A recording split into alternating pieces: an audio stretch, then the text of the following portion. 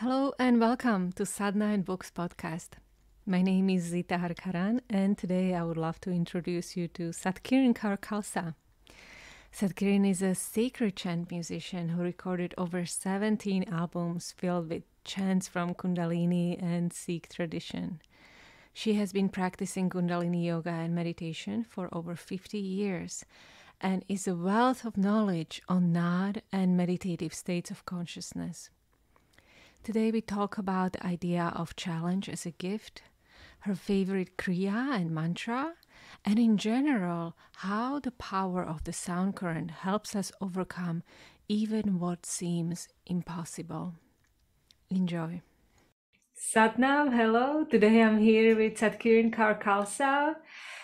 She's a dear friend of mine and a long-time co-worker and co-creator in this world of Kundalini Yoga and Naad and spreading the sound current to the world.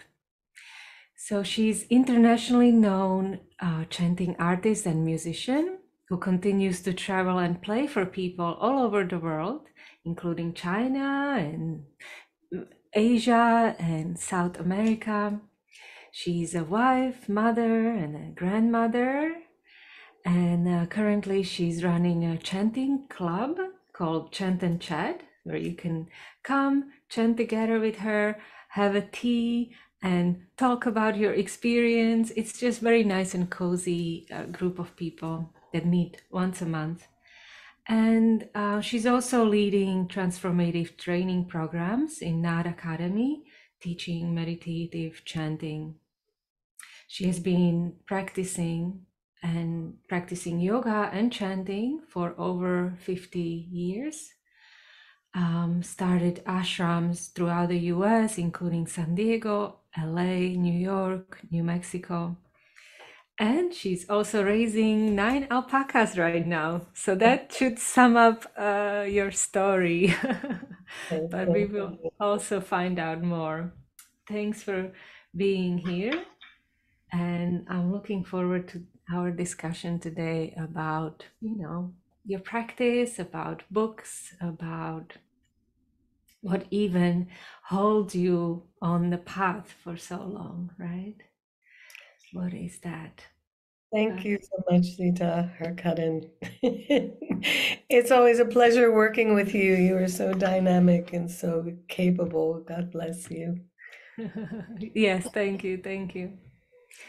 So how did you started to practice? How did you came to this path in your life? I think by just a sheer blessing.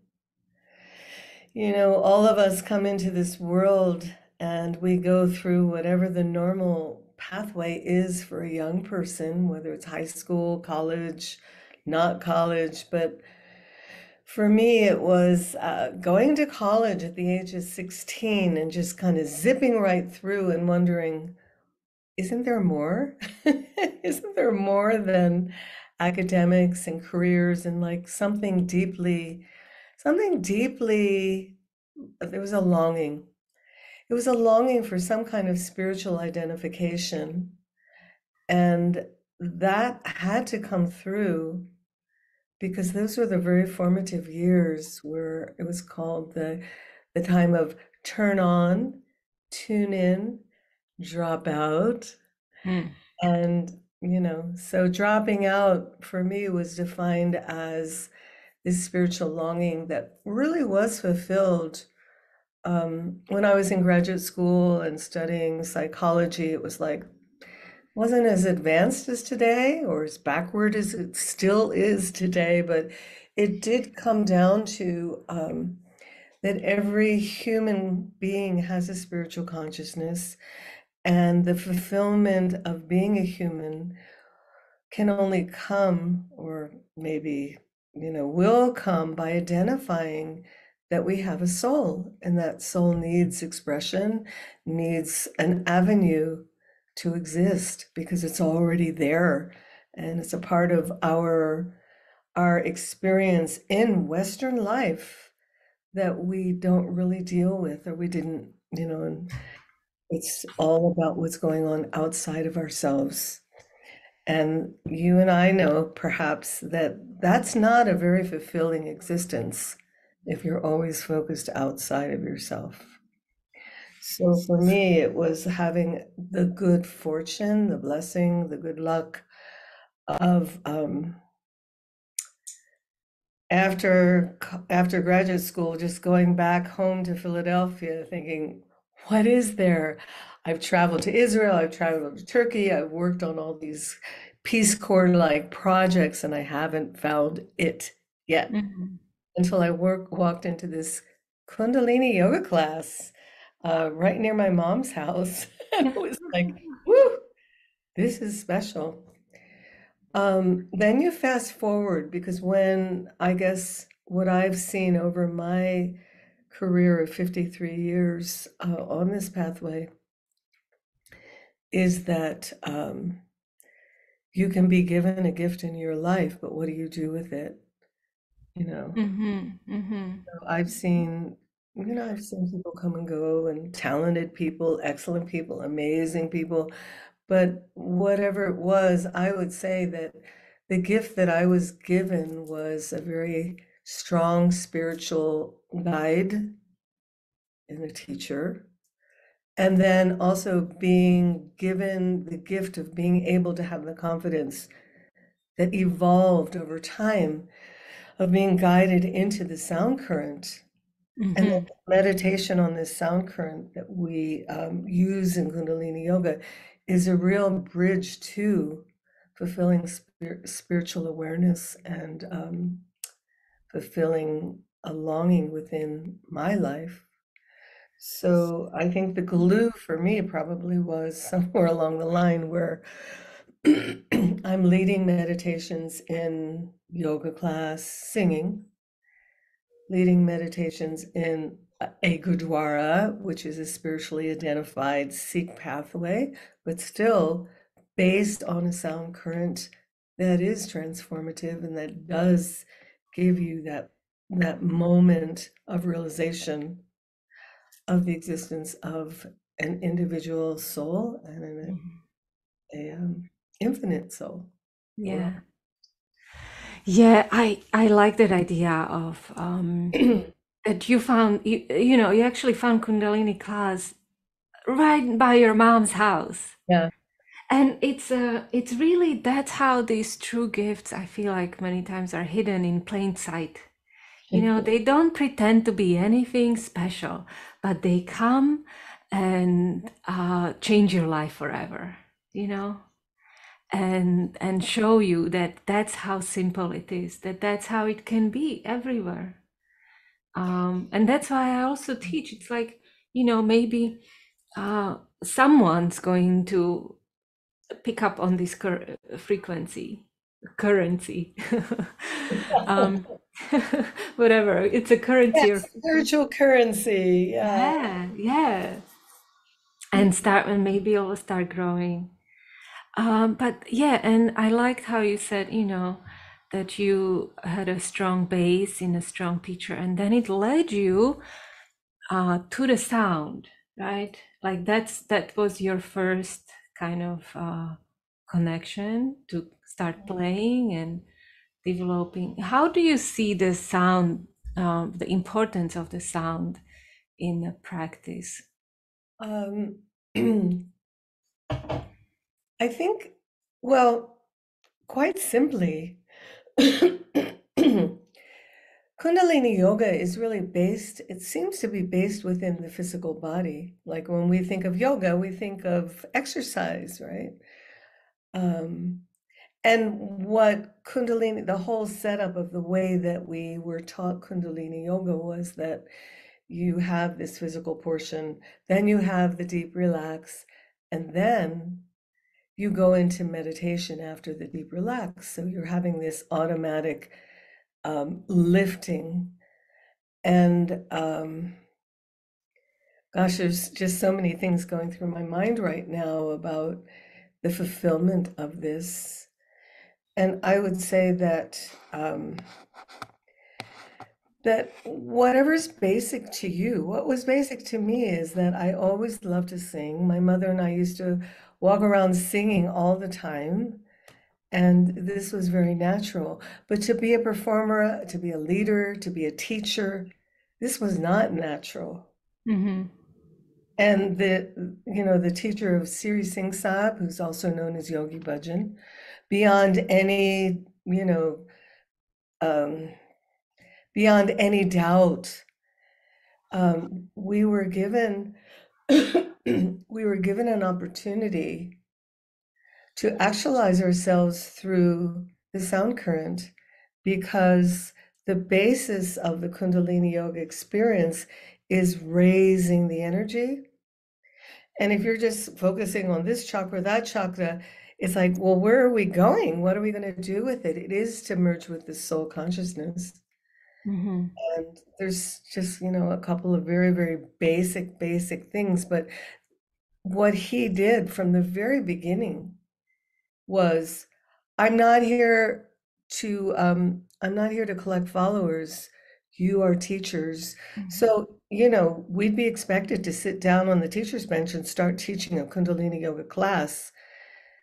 And that was just the system. Teacher training came along later. Yeah. Not too much later, but teacher training did come along and it became a very complex, vast system. But with that teacher training, I think, because the voice is such a personal experience, like you and I never thought of myself as a recording artist, as a performer. If anything, I thought I was a dancer, but not a singer.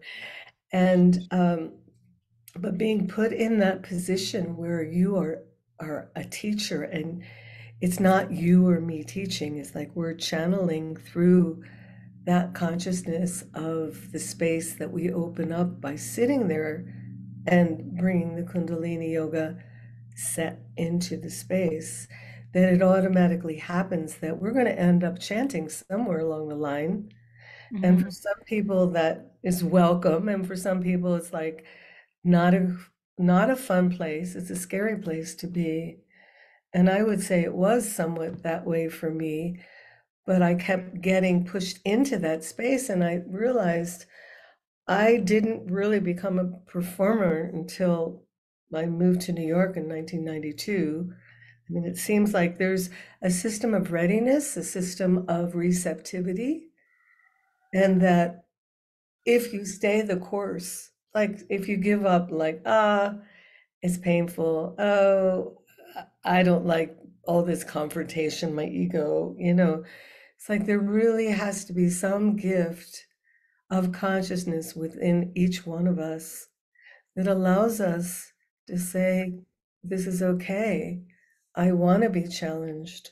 I need the challenge, because that pressure of even just doing stretch pose for 3 minutes, that's a pressure. You got to make yourself go through it.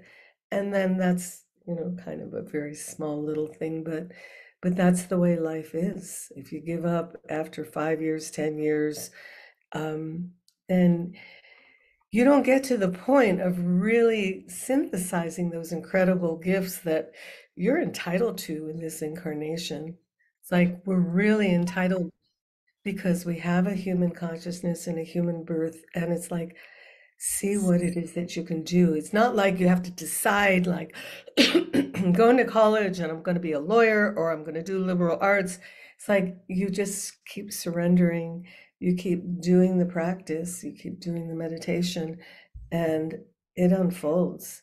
And it can't even pinpoint it, because I would never say that I'd go live in New York, Mm-hmm. that I would be married more than once. I mean, all those were um, Yeah.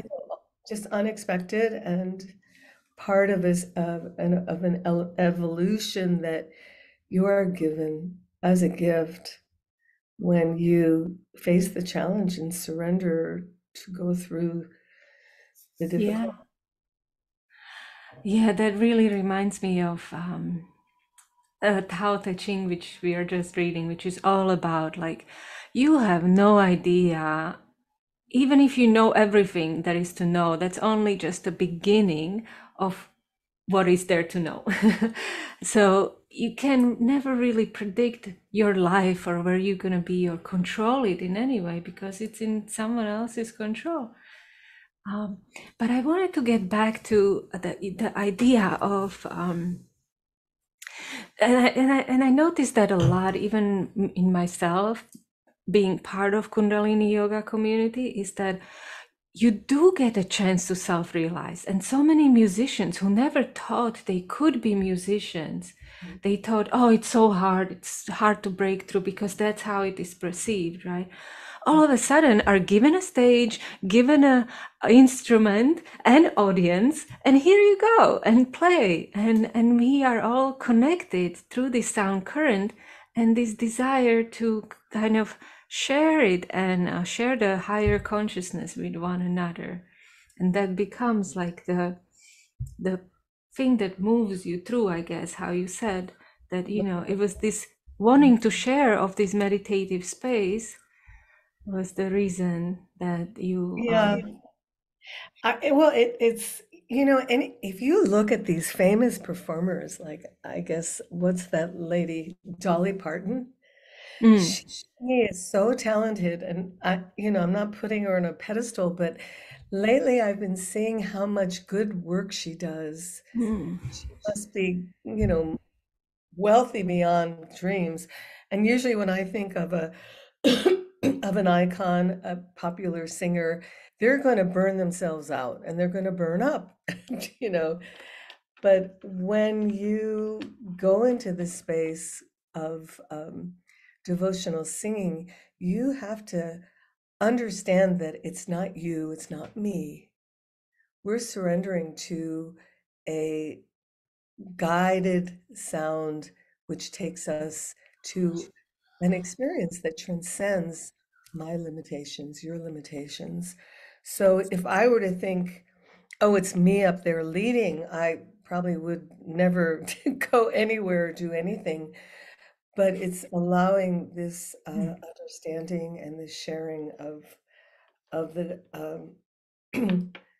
of that power, that transformative power of the particular sound current that we're using in Kundalini Yoga. I can only vouch for that. I'm not going to say any other chanting is going to work for you. I'm just sharing what's working for myself.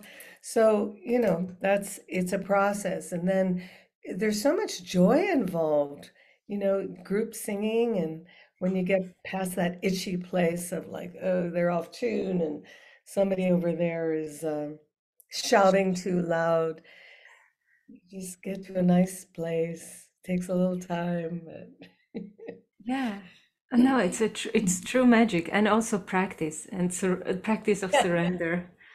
yeah, practice is a big one because if you don't practice, you don't feel good about what you're doing. Hmm. Yeah, yeah. Um, so so yeah, and I think that's a very good advice for anyone, not just for musicians, but you know, it's not really all about you, and it's not about about your ego, like you are doing the work. You are moved by maybe something bigger, by some energy that wants to be expressed. And in that way, everything becomes easier, less stressful. And Well, yeah, the teacher is the conduit. So you have to really sublimate through something to allow that transformation just to move into the space. And you know, that's all I am is um, you know, just kind of the pattern of the pathway, and others can join in and join that pathway and be part of this what turns into a fabulous group energy, experiential. So, like, you know, if I did some good vocal practice and worked hard, then I can feel good about my delivery, and others will enjoy it too. So, yeah, yeah. yeah. So, okay, wonderful. By the way, you have recorded many CDs that, and some of my favorite music is for me to play is yours because it's so rhythmic, and I think you really stick with the meaning of the rhythm complements the mantra. That's what I want to say, and it's just beautiful. So how do you see your role as a musician in 2023? Imagine this date and beyond, right? Like, what do you have any plans, or how do you plan to continue? That is a good question because I've been so focused on training teachers all over the world. Um, well, we had this beautiful family from Chile, came to visit. They're here in Española now.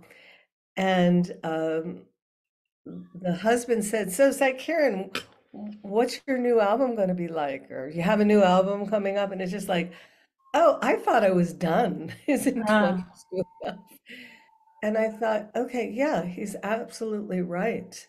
Hmm. So, Oh, so yeah? yeah, I do not have an album in the classic sense of an album, but one of the things that you were asking me, Zita Harkadin, was what is your favorite Kriya or your favorite yoga set? And so I have a couple of favorites, of course. And I thought, you know what? I really need to put into, to make an album of the recitation of my favorite one. You can call it Bowing Jaap Sahib. I call it Sahib Parnaam Kriya. And I do have this whole training. Um, it's a training available at Naad Academy. It's a 7-part video with all kinds of supplementary materials, but it is using the sound current of the Jaap Sahib, Jaap, that was sung by this Ragi. His name is Professor Satnam Singh. And I found out that we cannot use that music. It's like I can share it with people, but it's not really available professionally. So I thought, okay, I'm going to record that one. I'm going to make my own version of it, but I'm going to stick to what works. Mm-hmm. His rhythm, his cadence, his simple mantra. And so, okay, you're really putting me on the spot now because, Why? I'm why? not. Because now I feel like, okay, yes, we have to do this in Oh, oh, yes, yes, yes. Well, yes. and it's so the way I'm envisioning it is it's going to have women's voices. It's not going to be a man's voice. Nothing against men. It'll be a female version. And we're going to have one of the most famous tabla players in India, Murli, who's going to do the drums, the tabla. So, so Okay. it's going to be really amazing because I'm going to start in New Mexico. I'm going to farm it out to Chud and Save in Chile and to Murli in India and Amritsar. And we'll use all this fantastic technology to make our own version, which, Wow. yeah, of that Okay. particular Will there be something else besides Jaap Sahib? Okay, maybe no, no, we're not gonna ask, but I do wanna, maybe there will be, but I want to talk about take notes. Sahib Parnaam Kriya. I Okay. pronounce it. I think I had question of what is your favorite practice. I don't know if that is your favorite practice, It's my but favorite. that's how I got to know this Kriya through you.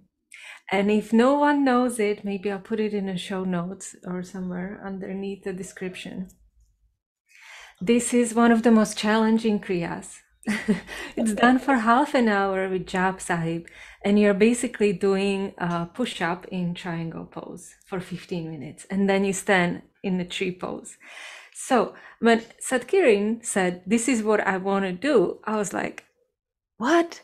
And I would be scared to do this.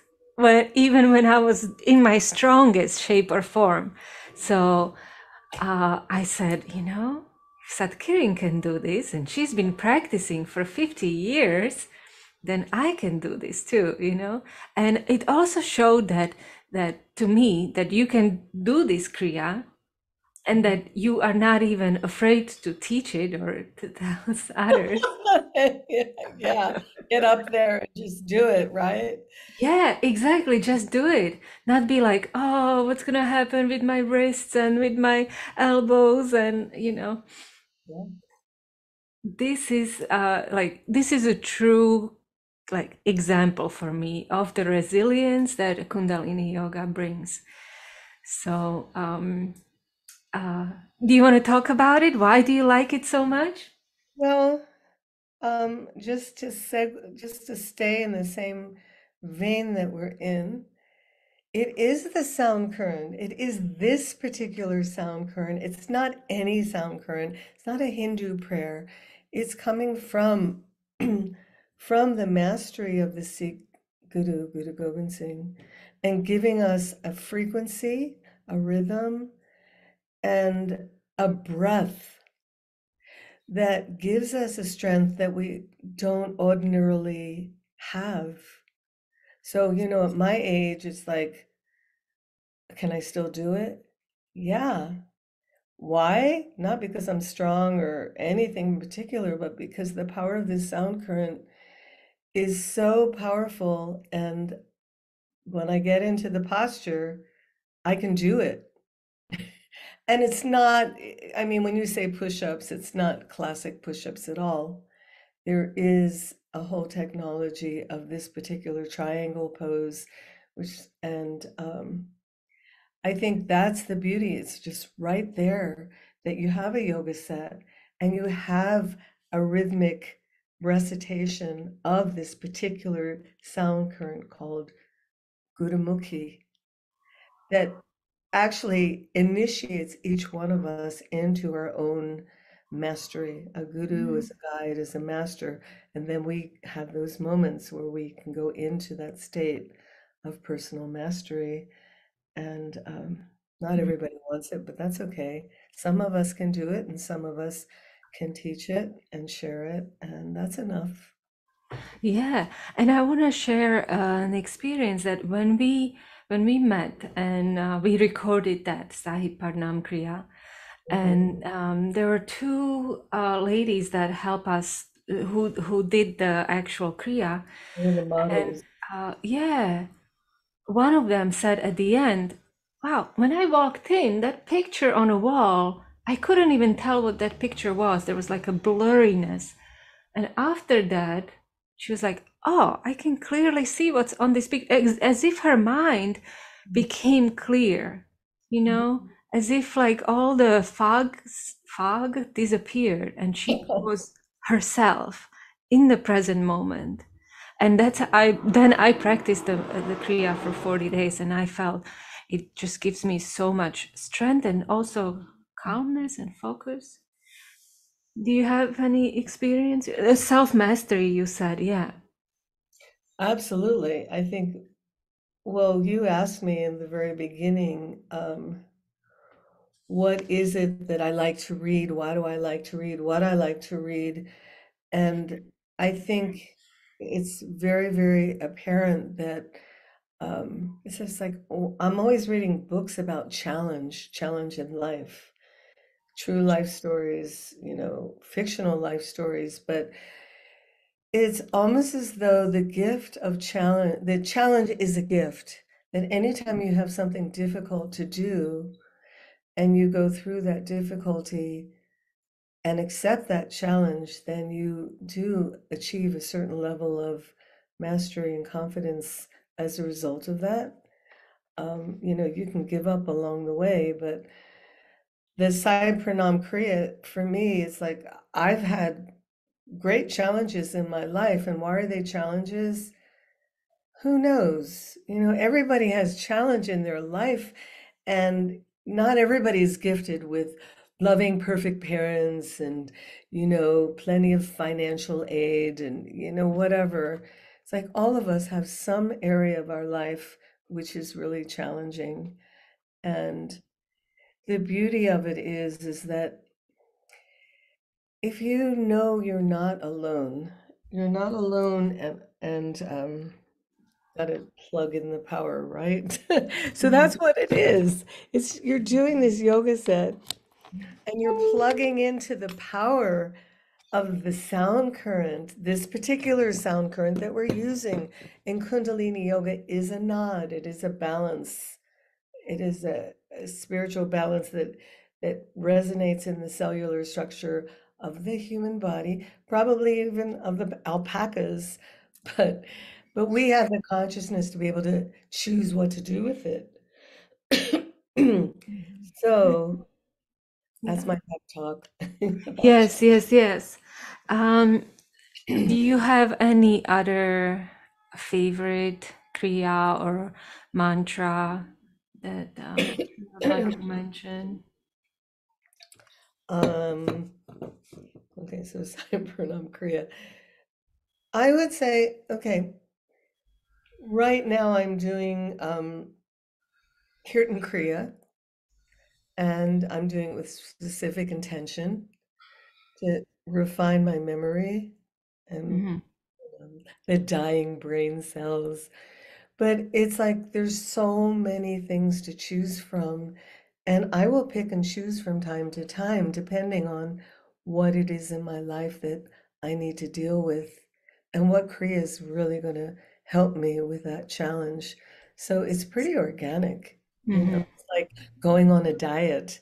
Like, am I going to cut dairy out of my diet? Yeah, I'm going to cut dairy out, and I'm going to do what? Oat milk or whatever.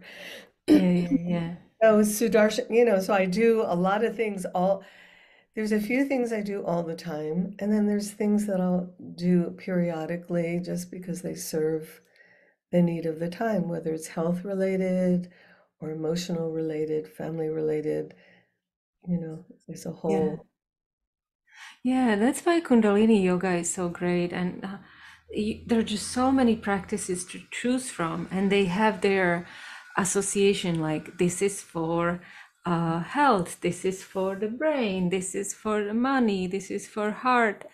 Uh, and and you know what? And at the end of the day, I feel like and many people said it, of course.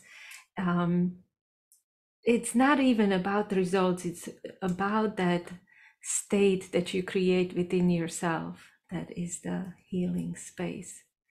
But many people also have those questions. It's like, how do I pick a practice? And this is why I actually started this podcast, because there was someone who asked me about, like, can we have people's experiences with these different kriya so that we can know what to choose, and how to choose it. What do you think about this? Like, how do you choose the correct thing to practice? I think there's no right or wrong. I think whatever it is that you choose will be fine. And especially if you accept the fact that there's something in your environment that's going to speak to you. Something's going to come to you and say, oh, I don't know, my husband's running the Khalsa family farm. It's a nonprofit. It's very hard to make money from farming and selling vegetables. So he has everybody doing the HUD, HUD meditation. And, you know, you can hear somebody's doing something, but I think it's a very natural process that something will speak to you or you'll hear something and it'll just flow into you and you'll decide, you'll choose. And there's no right or wrong. It's all experiential. So if you choose to do anything, just do it. Do Mm-hmm. it for 40 days and have the experience and know how that how that helped your life or served you. And Mm-hmm. keep your Yeah. eyes and ears open because Mm-hmm. also sharing your experience with people is another trajectory that you have. You know, like what Zita Harkuden and I mean, we talk a lot, and it's really interesting how, the overlap happens, and maybe everybody's doing the same meditation at the same time, not even knowing what Yeah, I was doing. But there's yeah, definitely a consciousness. yeah, and it's true. I feel like when we meditate, we really tune into some same frequency, and we are connected, and we are not even we might think alike, but we don't even know about it because we live in a different state and Yeah. different cities. But then we meet, and it's like, yeah, this is exactly what I was thinking. Okay, so. Yes, you brought up the books because I did wanted to ask you about books. And you said that, yeah, you like to read books about challenge. Is that do you feel that way that that's something that is coming a lot in your Well, life? yeah, you asked me that question. It's like you said, well, what kind of books do you like to read? And I could say, oh, well, it's always changing. What's the most popular book? Basically, it seems that that's what I end up reading. It's like if there's not a challenge there, I lose interest. I don't know. Hmm. And there's nothing wrong with it, whatever it is that No, motivates. it's called a plot, I think. It's not a plot. That's cute. Um, but I did stack up some books on my desk in case we really want to get into titles. But yeah, I think that probably is a gift of what's been given to me in my life, that challenges come and I do well. I know Yogi Bhajan once said to me, the first time I met him, which was way back in 1970, um, I was sitting in the living room in LA, and we drove in from San Diego to meet the yogi. And he said, when's your birthday? And I said, December 25th. And he said, oh, he said, yes. He said, my wife is also a Capricorn. And you know what? You have something in common. And I said, what was that? I really didn't say anything because I was just like too frozen. But he said that both of you really excel when there's a challenge in your life. You will rise to Uh, accomplish and overcome that challenge, and that's a tremendous gift. So that's the pattern I've been getting over and over again, is all these challenges and the opportunity to master the challenge and keep going. hmm.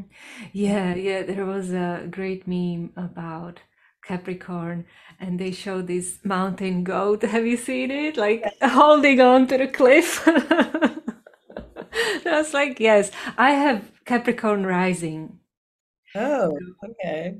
So Yeah, you yeah, feel yeah. that too. Yes, I have I feel it too. Yeah. So I guess that's why if life is too easy, it gets a little boring, but throw in a little challenge here and there, and it's just like, okay, I'll do that. I'll get it.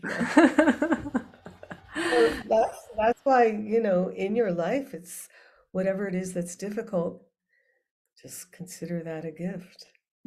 Yeah, yeah. So you just keep on climbing the mountains and see how you do. Yeah, I mean, it's not easy to be on a path to be a musician, to practice. Um, so, any books you would like to mention? Like, what are the challenges in yours? I, if we're on the topic of, well, there's this wonderful author. His name is Rohinton Mistry, and let's see, that's Mm-hmm. Mm-hmm. so Rohinton Mystery. Mystery. He's written three books that I know of, and I've read them all. This happens to be Oprah Winfrey's book club recommendation, A Fine Balance. It's it's not a beautiful story, but it is a story about human human interaction, and I don't know, and it's it is historical fiction. It is in India, and it is about uh, people who just have to deal with life wherever they're at. But it's a very, I don't know, when I finished the book, I was like, oh God, why would I ever give it? Because my sister-in-law, who's not a yogi or a meditator, said, oh, I give this book to my kids. And I send them to, she sends them to Kathmandu, to Nepal, after they finish college, so they get an understanding of life. So anyway, I tried to give it to my granddaughter, and she says, "No, thanks, Mom. I'm Oh. I'm on my way to India." So I read the book, and it was just like, "Oh, I'm glad I didn't give it to her because it was Yeah. very heavy." Yeah. But anyway, he's written three books. The one of them is about the whole how India came to be, because Mm. it used to be a colony of England, and that was a big historical piece.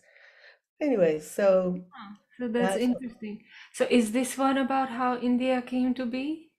When does it take place? this is well, no, this one is not about partition and how the British decided to move out of India. That was another one that was called Freedom at Midnight. Mm. Freedom at Midnight. That's very, very historical, and it gives you a lot of insight into the craziness that you have in India. Mm-hmm. Craziness meaning the three religious, prominent religions, and all the clashes that happen. Um, yeah. Yeah, it seems like a book that shows how resilient people are. They have to go through many challenges. Yeah, well, yeah, I mean, the challenges in this particular book is like, well, I like a Hollywood ending. I really do. I want people to live happily ever Yeah, after. and he didn't have it. No, I didn't. And that's why it's just like, oh my Mm. God. But Mm. that to me demonstrates like, you know what? If we have something we have to do, you have to admire people who just keep up, and that's inspiring.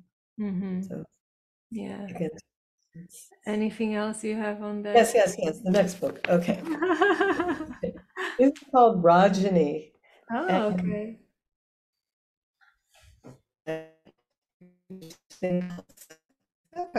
yeah, we can see it.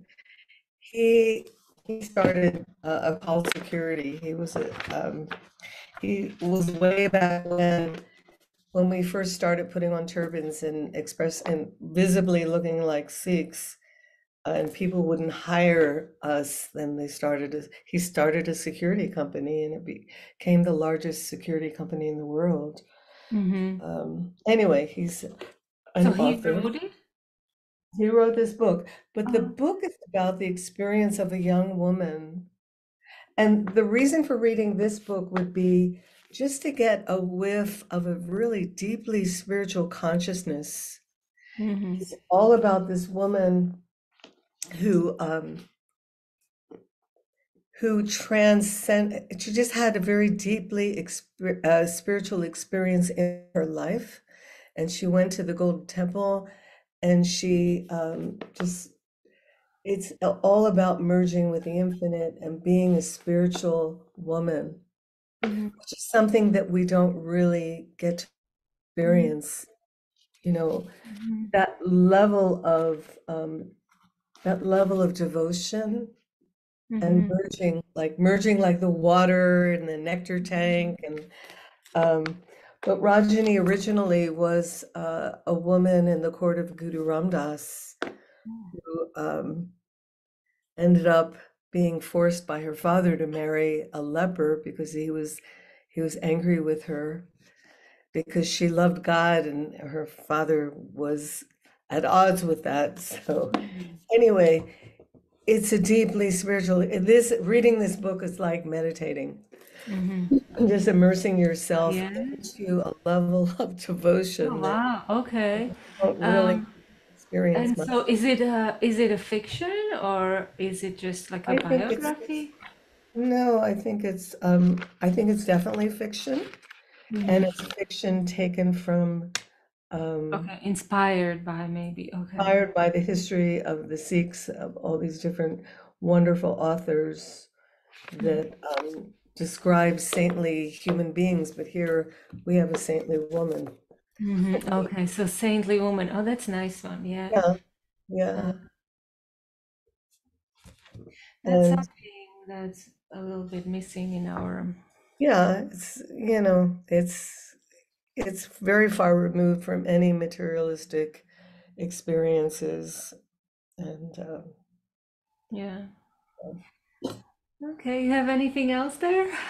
You were like looking, just keep on showing us. you'll have to dig on Amazon or somewhere. This is called The Music of Life. Ooh, okay. And this book is written by Hazrat Inayat Khan. Hazrat, yeah, this is a Muslim master.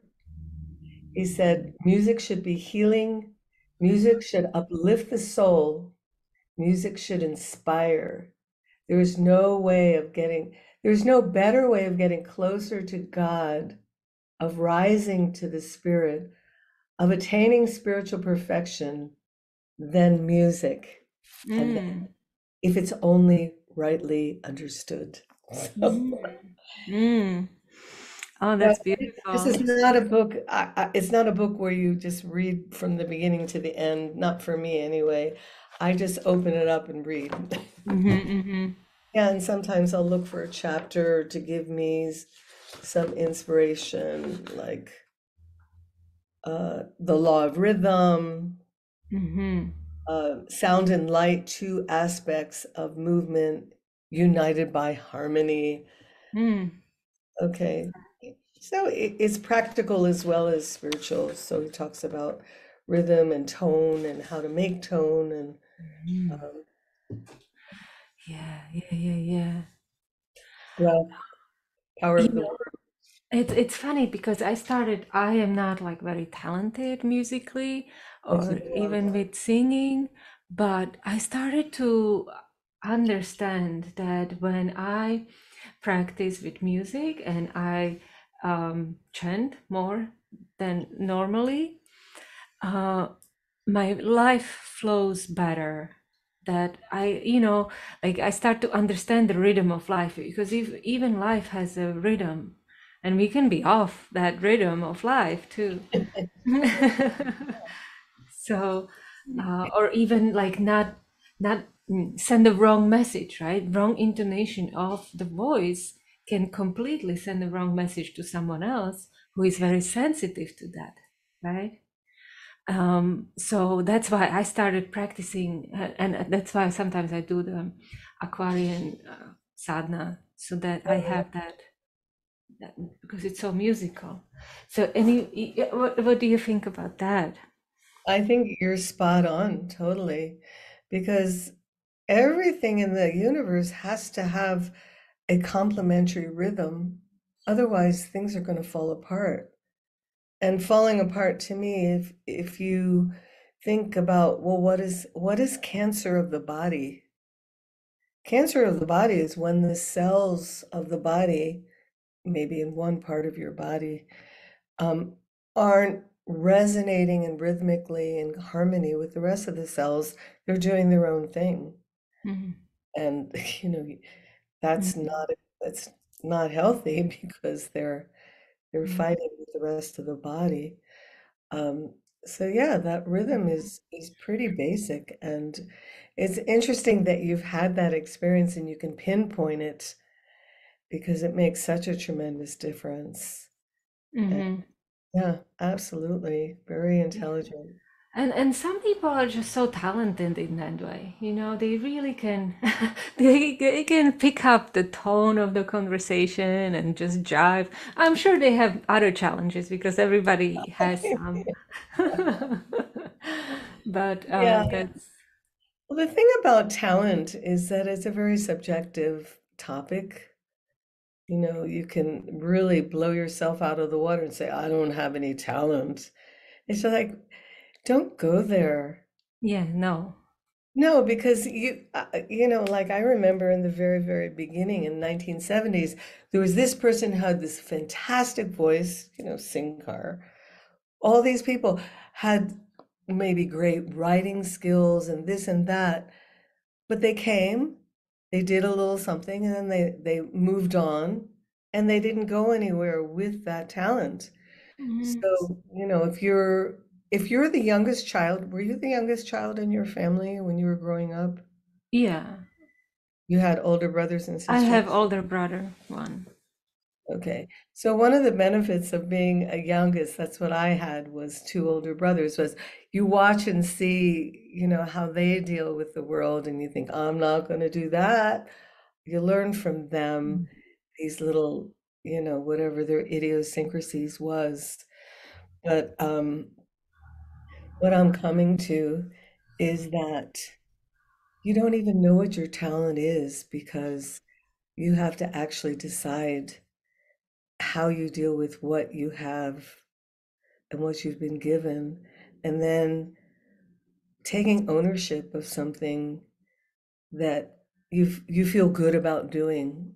Um, Leading a group singing, to me, it's I get tremendous energy from it. I get tremendous fulfillment from, excuse me, teaching a class of, sitting together and discussing a Shabad and meditating together. It's so energizing. Mm-hmm. And, if you stop to think, well, I don't have any talent and I can't sing, it's like, forget it. Yeah. And you don't go anywhere with it but that one moment, right? But if you keep doing it, that's what being a teacher means. It's sharing some good something that you have. Yeah. And then it grows. It just grows. So, the most unlikely. I always thought I was kind of unlikely as a performer because always wanted to study music, but I never had the confidence. So I studied psychology. Mm-hmm. And but And then yeah, he said he wanted to be dancer. And yeah, but then music caught up with me. So it's mm, like, yeah. So that's it's like get onto the it, it is an opportunity for people to meditate and just to explore who they are. And you don't even have to system, you don't have to think about it. You just allow it. Keep allowing the meditation to carry you. Keep sharing it. mm-hmm. Keep keep a journal Yeah. and don't stop. Don't stop. Stop. Yeah. Yeah.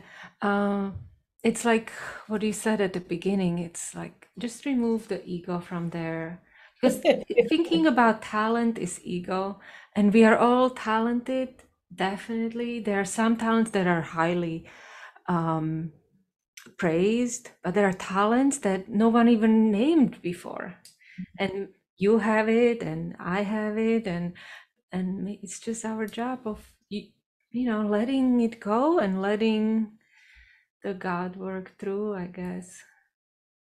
Yeah, it's like you're hiking on a pathway and you don't know exactly what maybe you're taking a hike from the ski basin down into the valley and or maybe you're in the Grand Canyon. You don't know what you're going to come up with, but you just find wonderful things along the way and difficult things along the way, and it's a Yeah, journey of yeah. life.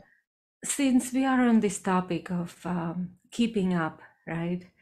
Um, so past couple of years have been pretty hard, um, whether it's globally or in our community, and many people, for many different reasons, are losing their hope and losing their, uh, their hearts almost, and spirituality and connection with spirituality. Do you have any advice, or how do you see, us getting through this little hump? Okay, that's a really good question, and it's a hard question. Being a mother, being a grandmother, I'm watching the stages of life that these people go through, and I would say definitively that that you have an opportunity in this life just to keep going and not to allow, I don't know, I had something else in mind, but it's kind of gone whoop. Uh, Mhm. that if you have a practice that makes you feel strong and fuels you, is to keep doing it. And regardless of what people around you are doing, there are not very many people in your life who are really going to be the kind of individuals that will support any one of us. And to not be afraid of the fact that somebody who's around you is very negative or very condescending, very critical. If that if those behaviors don't serve you in your consciousness, then look another way Mhm. and keep asking for the guidance Mhm. of Mhm. that, that internal spirit, which is could be reading a book, it could be watching a Netflix movie. There's quite a few of them coming up now that are inspirational, and finding those things in your life that will carry you through the storm, because there is a storm going on. And if you just want to let public opinion throw you out the window, which pretty much is, I'm seeing the New York Times is like, why am I reading the New York Times? One day it's featuring all these really bizarre people, and the next week it's like, oh, there's something inspirational here. Well, that's kind of like the slice of life. It's like Mhm. challenges are everywhere. No one's immune to it. And Mhm. if you keep your path and your focus, keep your focus. Yeah. Yeah. Yeah, no, no, it totally makes sense. It's very hard to describe and very hard to um, pinpoint, but everybody has this consciousness within them, right? And just to connect with it and to know that not only you have it, but so many other people. Well, when you say that, Harkanan, I really feel like it's important to be able to understand that people who are that you have to choose who you're going to be with, and whether those people are doing practices that are going to sustain them. I was watching this interview last night of the Dalai Lama with Archbishop Reverend Tutu, and the Dalai Lama was entering into the Eucharist with Reverend Tutu, and the Dalai Lama says, "Well, I don't drink alcohol. That's not part of my my life, my training." And so so they're doing the Father, the Son, and the Holy Ghost. So I'm thinking, okay, so he got the wafer in the mouth, and then when it comes to the blood of Christ, he has this glass of Reverend Tutu's handing him a glass of wine. I'm waiting, what's he gonna do? Is he gonna No, so the Dalai Lama just dipped his finger in the wine and went like that. Oh, okay, It yeah. was like, awesome, fantastic. So even the highest of the high, I mean, both these people are like on the pinnacle of their spiritual and political life or lives, and they're still holding the basis of their lifestyle. So, if you're sitting with a crowd of people who are all drinking mixed drinks and having Mai Tais and whatever, and it's not your sustaining personal practice, you don't have to do it. You can just go out the door. I'm being a little silly here, but yeah, I mean, maybe these aren't your people.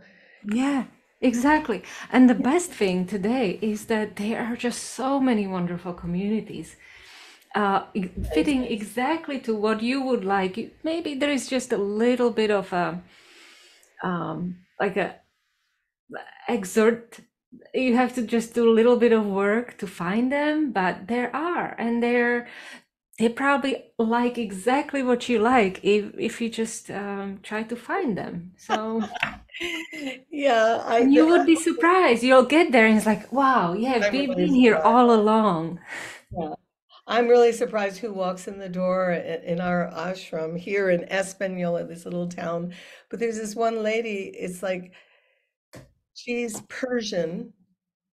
She's probably in her 40s and she's coming to Gurdwara. She's like, one of our younger people says, "Oh, Satkirin, your biggest fan is here."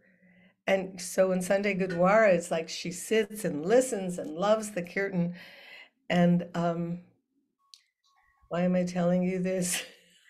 Because she Oh, found your community somehow. okay. She came over for lunch the other day, and I said, "How did you ever get in the door?" Because she's not a Kundalini yogi.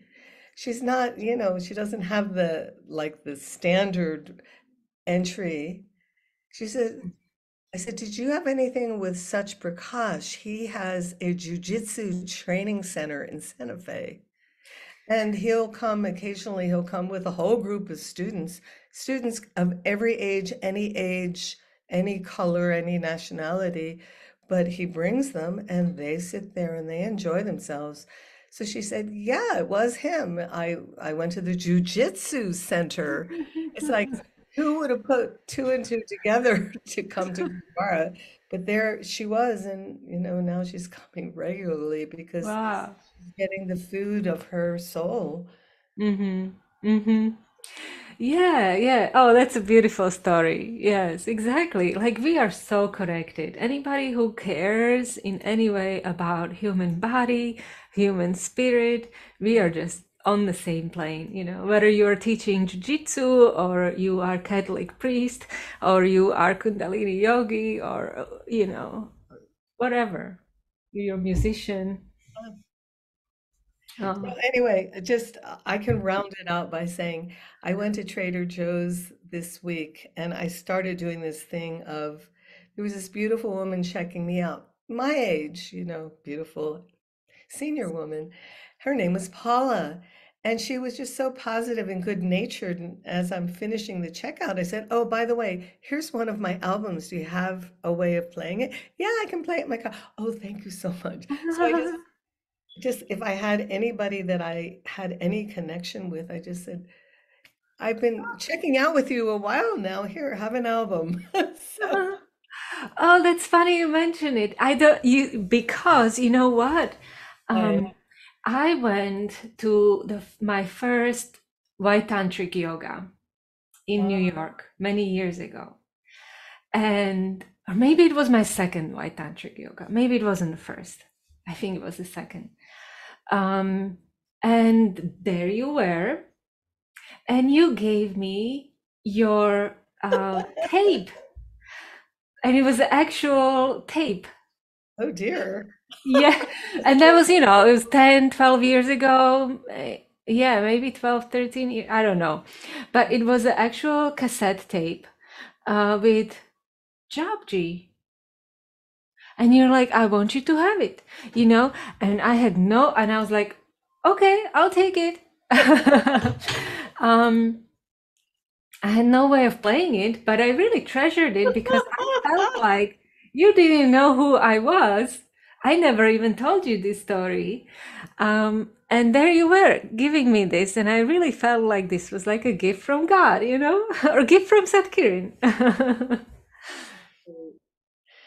So Yeah. yeah, so I think that what we're saying right now is that there are people in your sphere who will be uplifting to you and who will be in the space of supporting your consciousness, and that's what's so important about this particular time of our planetary existence, that all this heaviness and pressure that's happening is a synthesis. And like my young friend from Chile said, because I said, you are such a shining light, and you're so young, and you're so spot on and devoted and unflinching. She said, "Yeah, all, sorry, I'll leave out one part. She says, yes, the people who are coming now are really deeply meditatively connected, very high caliber. Here you Mm. go. Could be you. Mm. Yeah. It is you. I It is don't you, know. definitely. Um, like they're coming, you mean, to Kundalini yoga? That they're coming into our sphere, whether it's Kundalini Yoga, Sikh Dharma, you know, my base Yeah. has been Kundalini Yoga and Sikh Dharma and the teachings of Yogi Bhajan. So, I mean, they're beautiful people who don't even practice Kundalini Yoga and don't practice Sikhi, but they resonate within this sphere of consciousness and gratitude and just recognizing the soul and the beauty of our creation.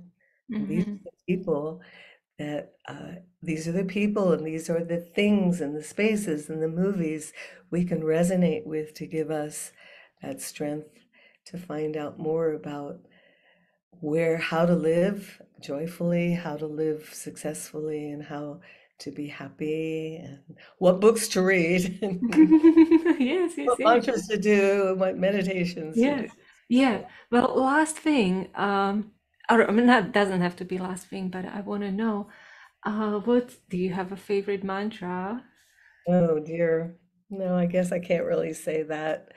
I might have a favorite recording, but it's for me mantras and shabads. Shabad is also a mantra. It's just coming from the scriptures, the Siddhi Guru Granth Sahib. I just whatever works is my favorite. You Mm-hmm. know? Mm-hmm.